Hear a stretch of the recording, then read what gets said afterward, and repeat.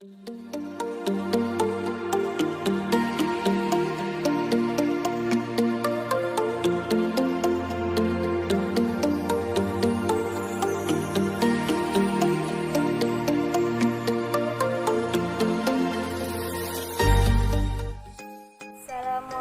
warahmatullahi wabarakatuh. Yang terhormat Bapak dosen pengampu mata kuliah Administrasi dan Supervisi Pendidikan, Bapak Dr. Heru Setiawan SPDI MPDI.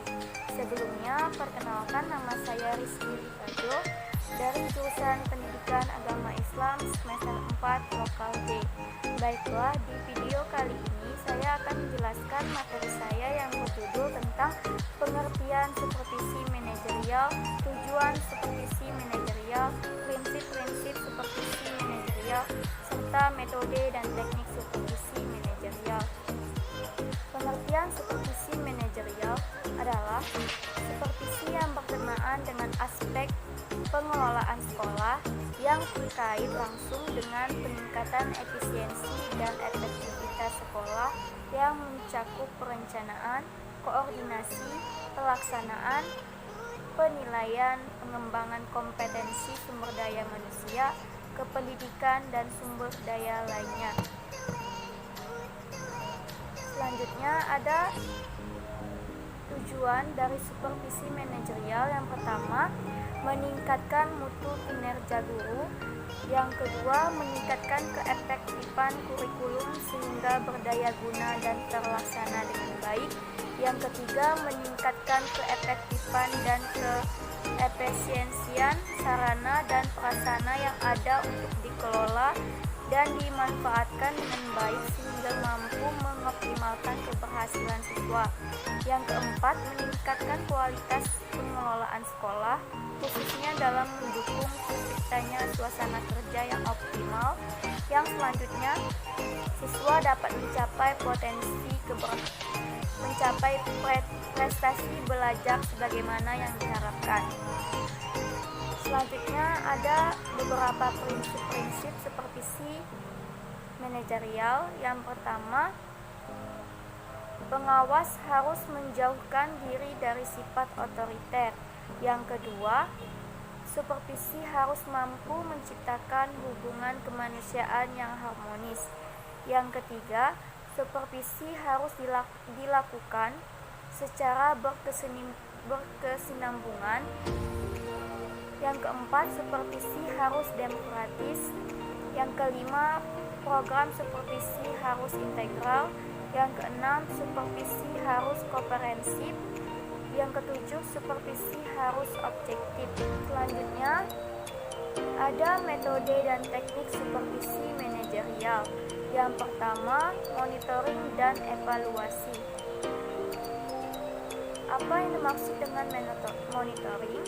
Monitoring adalah suatu kegiatan yang ditujukan untuk mengetahui perkembangan pelaksanaan penyelenggaraan sekolah, apakah sudah sesuai dengan rencana, program, dan atau standar yang telah ditetapkan, serta menemukan hambatan-hambatan yang harus diatasi dalam pelaksanaan program.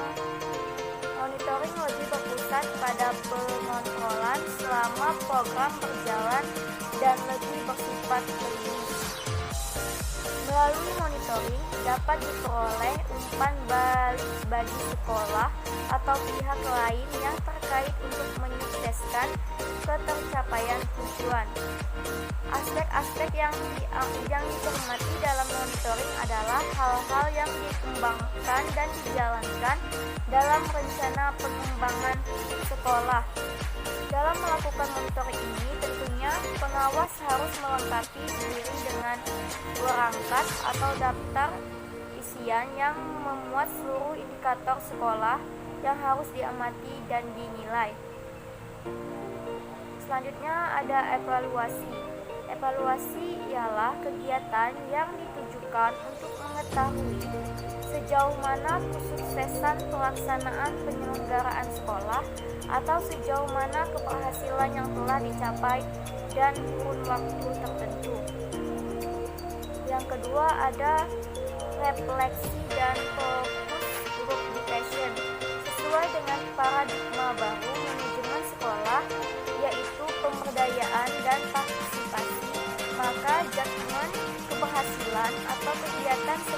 sekolah dalam melaksanakan program atau mencapai standar bukan hanya menjadi otoritas pengawas. Hasil monitoring yang dilakukan pengawas hendaknya disampaikan secara terbuka kepada pihak sekolah, terutama kepala sekolah, wakil kepala sekolah, komite sekolah, dan guru. Selanjutnya, yang ketiga ada metode DLP. Sejauh ini, kebanyakan sekolah merumuskan visi dan misi dengan susunan kalimat yang bagus, tanpa dilandasi oleh filosofi dan pendalaman terhadap potensi yang ada. Akibatnya, visi dan misi tersebut tidak realistis dan tidak memberikan inspirasi kepada warga sekolah untuk mencapainya.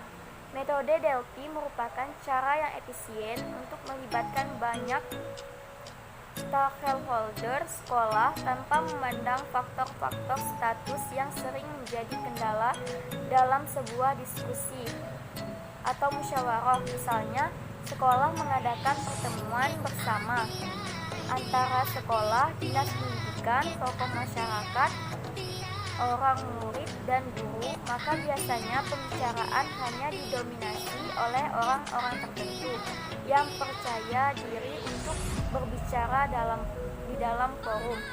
Itulah penjelasan dari video kali ini. Sekian, wassalamualaikum warahmatullahi wabarakatuh.